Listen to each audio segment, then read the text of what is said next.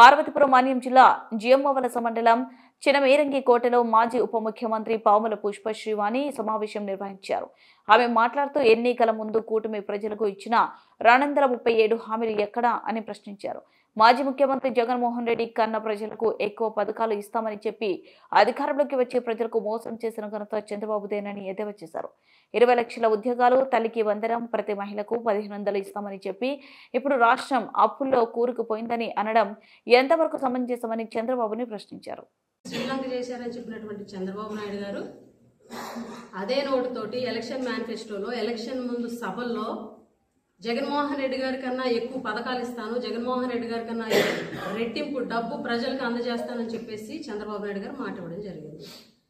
ఏదైతే జగన్మోహన్ రెడ్డి గారి సంక్షేమ పథకాల కోసం అప్పులు చేసి శ్రీలంక చేశారని చెప్పి నోటుతోటే జగన్మోహన్ రెడ్డి గారి కన్నా ఎక్కువ పథకాలు ఇస్తాను, కానీ నేను అప్పు చేయను, సంపద సృష్టిస్తాను, సంపద సృష్టించి ప్రజలకి సంక్షేమ పథకం జగన్మోహన్ రెడ్డి గారి కన్నా రెట్టింపిస్తానని చెప్పినటువంటి చంద్రబాబు నాయుడు గారు ఎలక్షన్లో ఇచ్చినటువంటి హామీలు సూపర్ 6 సుమారుగా 237 హామీలు మేనిఫెస్టోలో పెట్టి కూటమి నాయకులందరూ కూడా చెప్పి ఎలక్షన్లోకి వెళ్ళి ప్రజలందరికీ జగన్ కన్నా ఎక్కువ డబ్బు ఇస్తాము, అత్యధిక డబ్బు ఇస్తాము, సూపర్ 6 ప్రజలకి డబ్బులు ఫిక్స్ అన్న నినాదంతో ప్రజల ముందుకు వెళ్ళడం జరిగింది.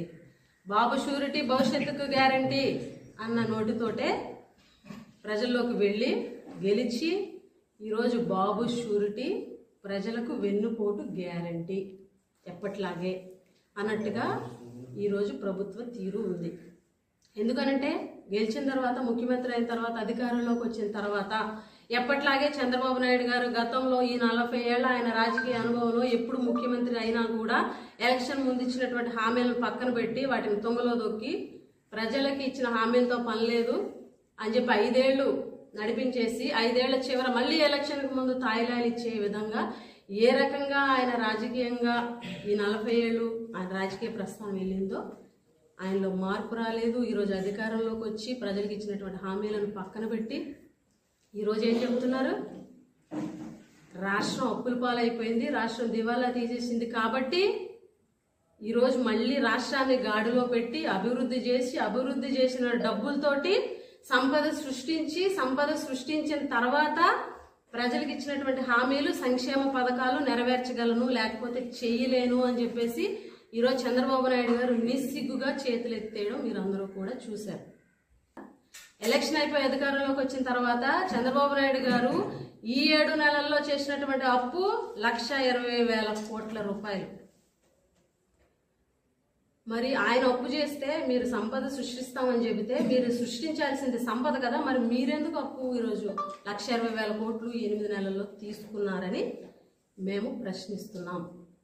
మీరు ఎలక్షన్ ముందు ఇచ్చినటువంటి హామీలు సూపర్ 6, తల్లికి వందనం, 20 లక్షల ఉద్యోగాలు, లేకపోతే నిరుద్యోగ భృతి 3,000 రూపాయలు,